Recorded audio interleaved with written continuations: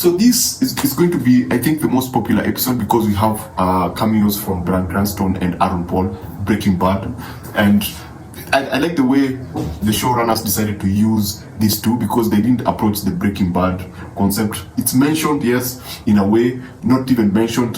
They allude to the idea that someone should do drama, but I like the fact that they focused on Malcolm in the middle, and they actually treat one of the characters like they think that the fact that Bryan was in Malcolm in the middle, they think that Aaron Paul was actually, Malcolm, and so they assume there's that assumption that Malcolm has grown up, and so they treat Malcolm that way. I think that for me was one of the funniest elements about the show. This show follows Mark and Dennis a lot because they're trying to come up with a new brand of alcohol, and they need Aaron and Bryan's character to come and be a part of the investment group.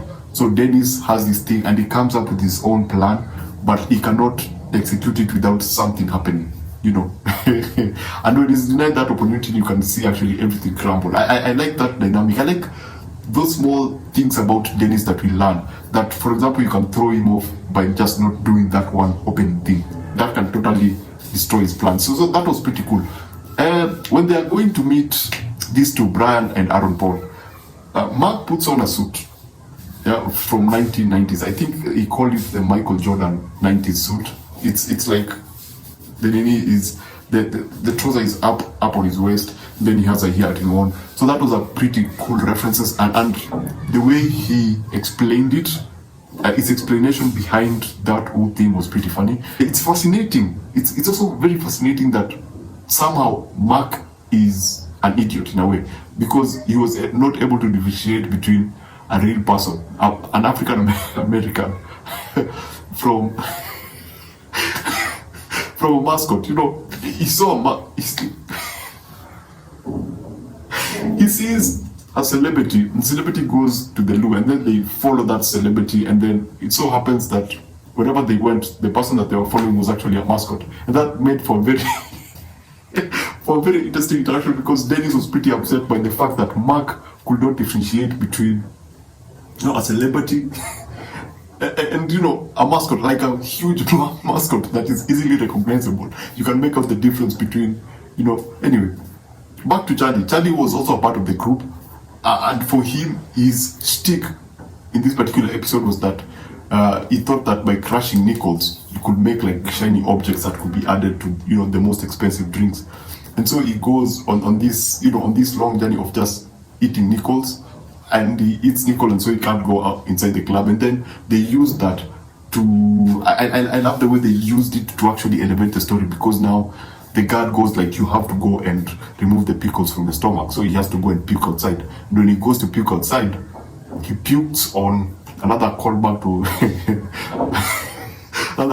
to Charlie puking on limo drivers, He pukes on the limo driver, so the limo driver has to leave. And it so happens, by coincidence, just the way they like to do it in It's Always Sunny, that driver was Bryan Cranston's and Aaron Paul's driver. So somehow they all end up, Charlie ends up with these two. And so I forgot to mention about Frank. Frank is, at first, when you're introduced to Frank, you think that he's doing something genuine. And then for once you're like, okay, Frank is going somewhere. You're like, okay, he's doing something genuine. Then you learn that he has a private jet, and so he is flying around Philadelphia so that he can beat taxes, because I don't know what the low taxes go like in the United States, but he has to like fly around Philadelphia to actually show that he was using the jet or whatever. And Dee followed him because he thought that he was going for this exotic place. So she later learns on that for him it was more of, I just want to fly around Philly with a plane that has a loo that doesn't work. So there were some like super awkward moments. So Charlie finds a way of bringing Mark, Dennis, and Aaron and Bryan together in the jet, and that's, I believe that's where we have the Breaking Bad moment. And I was like, yeah, that's cool. But then they revert. And then Mark says something that was pretty interesting, that Bryan should stand up for himself because the relationship between Bryan Cranston and Aaron Paul was abusive. And then I'm looking at Mark and I'm like, their relationship is the same as your relationship between you, Mark and Dennis. Mark and Dennis' relationship is more or less the relationship between Aaron and Bryan. So that was pretty interesting.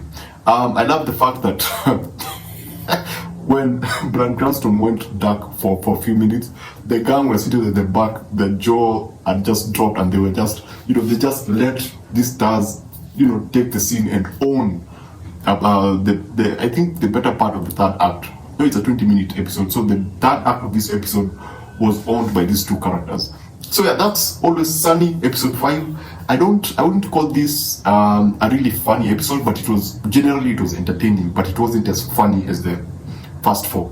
It's just hilarious to see these circumstances and the coincidences, and I love the fact that they moved away from that. When you think of It's Always Sunny, you think of the bar, and every now and then they'll go to these different places, but the fact that this felt like an adventure because they go to a pub, someone is cooking outside, there's the loo, then there's on the road in the limo, then you have the plane. So it felt diverse. Wrong word to use, but it felt broader. And it was more of entertaining. As usual, Frank, I love the fact that you'd think Frank is doing something and he's always scheming and trying to do something else. He's always trying to either extort or cut corners with something. I love that about Frank. D is always desperate. I love the fact that they still everyone still tells her to just shut up, for no reason. I mean, there's a time that Frank is talking with Dennis and Mark on the phone, and then Dee says something small, and everyone just turns on her. They kept it real. They just stayed true to their character and stayed true to Dee's character. Anyway, that's episode 5. Enjoyable, not really funny, not super funny. Enjoyable, really fun, good cameos, good mentions, and really good callbacks. So yeah, remember to watch what you enjoy and enjoy what you watch. Please subscribe. And I'll see you on the next one.